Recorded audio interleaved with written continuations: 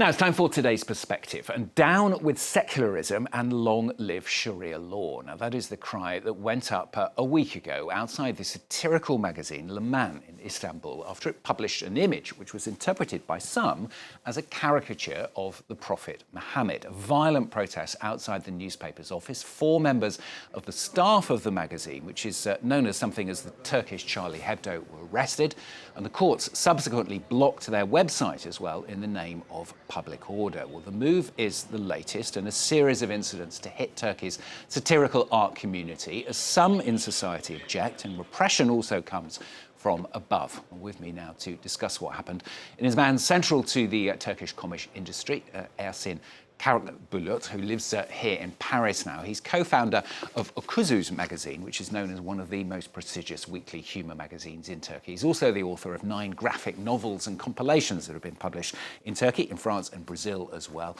Many other languages too. We'll see some of those and talk about some of that a little bit later on in the programme. But first of all, thanks very much for coming in and talking to us today. Give us your reaction, first of all, to what happened at Le Mans magazine. It was almost a week ago now, wasn't it? A cartoon was drawn representing peace between nations and religions. I certainly don't believe that it wasn't depicting Prophet Muhammad, and the artist says so, also the editorial team. So I think it wasn't about religious sensitivities. What happened was more about show off of power, I would say, maybe, because next day there would be a big protest, a meeting of opposition party, which is protesting the 100th day of Ekrem İmamoğlu, the opposition leader, kind of. In fact, the mayor of Istanbul was imprisoned.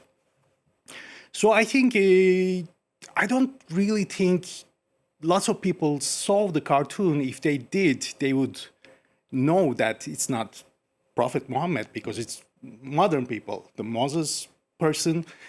I believe, and I personally know the cartoonist too, I believe he was just trying to use a shortcut by using the more stereotypical names of both religions, and that's why he used it.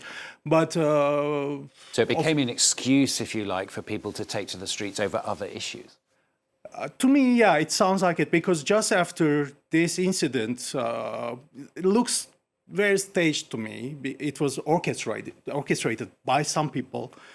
I'm not saying it's personally Erdogan or the government, but after the incident, all the ministers, the interior minister, all of them tweeted about this and showing the video of the arresting of the cartoonist with the handcuffs from back.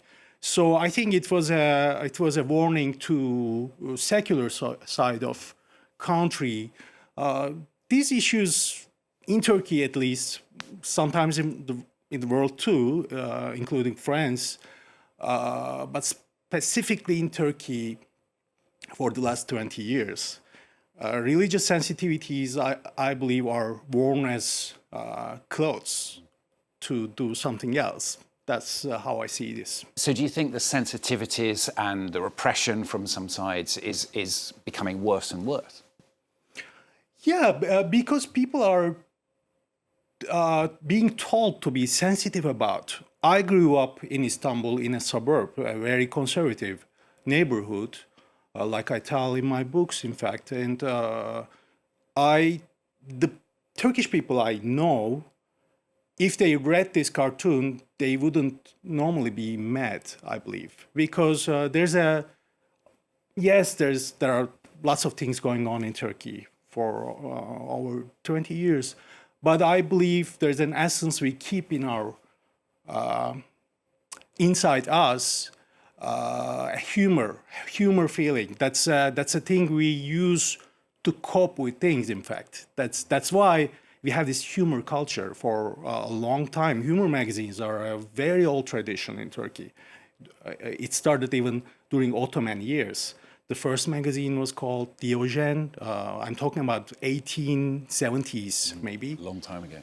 But it was shut down 3 times by the Ottoman government even back then. So things are not changing very much. I mean, it's not the first time, is it, that the magazine's been in difficulty? I mean, there was a lot of anger when it published a special edition to support Charlie Hebdo with a Je suis Charlie, or I am Charlie support after the attacks on the magazine here in Paris back in 2015. Yeah, we did, after the incident, we did, Charlie Hebdo incident I'm talking about, we three main magazines in Turkey back in those days, we decided to do this shared cover, Je suis Charlie cover, but it's harder than most European people would understand and imagine to do this kind of cover in Turkey. Because we did our Facebook profile page, the picture, black, we got so many threats back then.